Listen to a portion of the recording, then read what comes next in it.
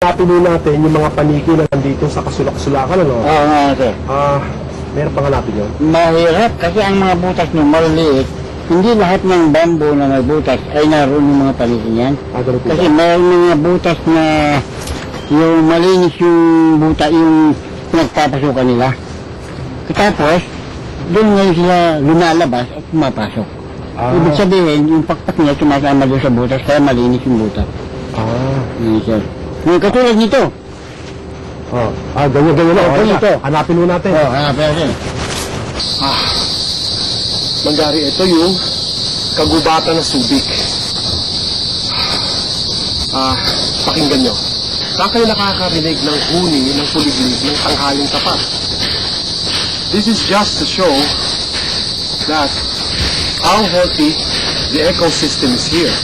Na pinangangalagaan ng katulad nila na nangangalaga dahil sa Subic Bay, they preserve this as it is. Kaya tayo nandito, hanapin natin ang pinakamaliit na paniki sa balat ng lupa. At medyo malayo yata, no? Malayo pa. Kaya, hindi ka kayo. Tingnan nyo, no guide, no entry. Bago yun. Kaya siya guide, ako enter.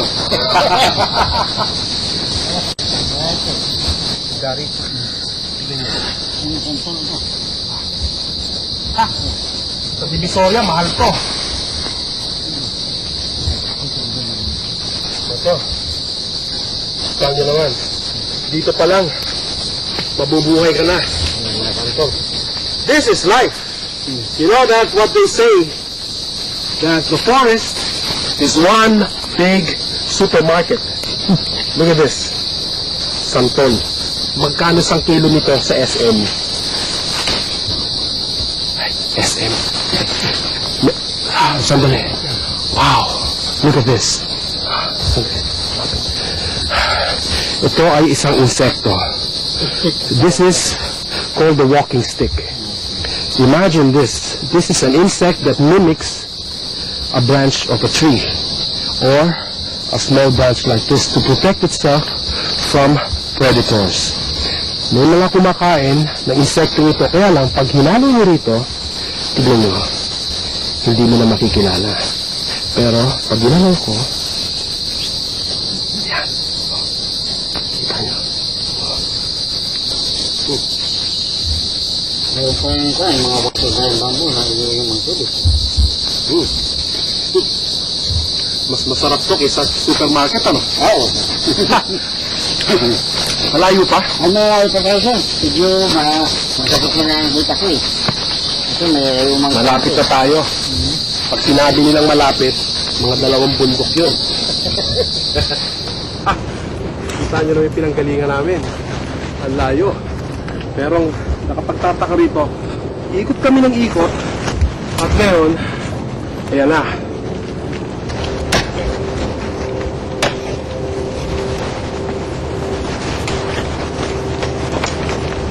Ito na yung butas, sir. At ito yung sasabi kami na butas. Yan sila yung mga palit. Paano nila binubutas yan? Kasi ito butas ng mga beetles na kaibigan nila. Para magkaroon sila ng bahay. Hindi sila Ringo Starr yan, ha? Hindi sila nagbubutas, sir. Ngayon, makikita natin yung mga palitin yan. Ito na, sir. Pag binuksan natin ito, ayan sila, ayan. Ay! Pwede makawakan ng isa. Pwede, sir. Hindi mo nangangat yan. Hindi naman, sir. Lumalabas. Lumalabas. Look at this. Ngayon, tignan nyo ang pinaka maliit na paniki sa ayan o. Ganyan sila kaliliit. Kita nyo na? This is the smallest bat. Hello. Ito yun. Ito yung endangered species na nakikita lang dito sa Subic. Aray ko. Look at those white, those bright teeth. Ayan o. Nangangagato yan. Pero kinakain mo nito mga insekto, ano? Insekto, ay mga kan, itong mga itchis bamboo, ipatuloy niya makakating yan. Ito, ito kinakain niya. Oo po, sir. Pagkatapos, di Nabubuhay lang sila sa iyan lang. At Iyan lang. mga hamog. Mga hamog ng... Ganun ba? Tapos pwede idikit sa ulo ito. Ah! Si Batman! Nanghitikit ka! Ganyan. Tignan natin Oo. Pakihawakan po. Susukatin ko Ang sukat niya. kung gaano mahaba. Ito. Tignan nyo. This is 2 inches.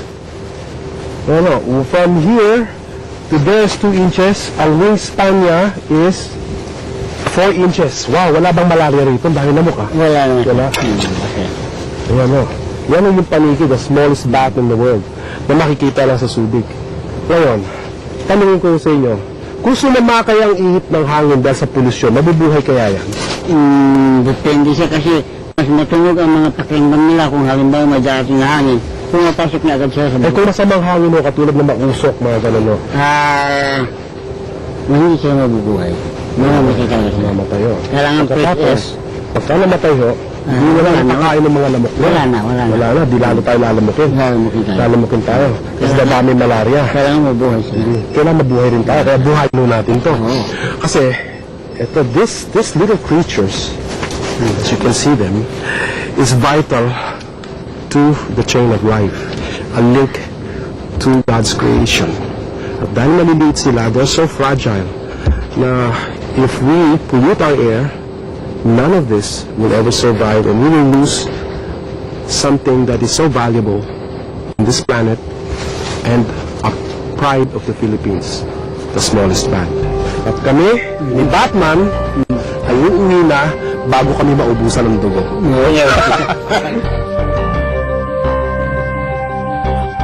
One of the most important things to consider, especially in terms of social development, is the proper utilization of nature resources in order to have a healthy and well-preserved environment. Hello Philippines, I'm Tintin Geronimo, correspondent of Mundo in Subic Bay. Nandito po tayo ngayon sa office ng manager ng Department of Ecology ng Subic Bay Metropolitan Authority para ma-interview ang totoong Diyosa ng karagatan at kagubatan ng Subic Bay na si Miss Amet de la Liana. Hello, Miss Amet. Diyosa pa talaga. Hello, Yes, ma'am. Tintin. Talagang kayo ang Diyosa, no? Ma'am, we have some questions here, no? Regarding the environment protection in Subic Bay. First, I want to know kung paano po ba nag-evolve ang historical naval base to a well-conserved, industrialized environment? Yung naging transition po, simula na nag-pull out ang base. Yeah, first, it should be noted that because of the nature of the U.S. Naval Base before that, they needed it to be highly secured. A big portion of our ecosystem was protected, especially our forest and our bay.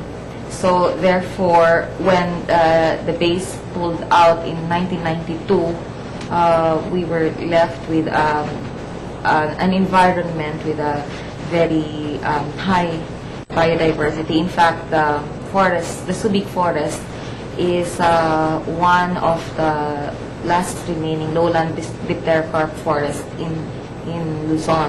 So, ma'am, may tanong ko, what is the most important thing, no? Why are we protecting the biodiversity? Especially here in Subic, dito sa area ninyo, bakit po ba napaka-importante ito? Because we have to live. Because that is what keeps us alive. If we don't protect the biodiversity, I mean, we are part of it.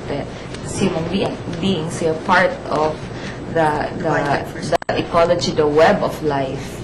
People may say that's on the philosophical side, but that is reality, that is scientific. And also because here in Subic, it's one of the attractions of Subic. Aside from Subic being an industrial area, you know, it's also a tourism area, an area where you can have ecotourism.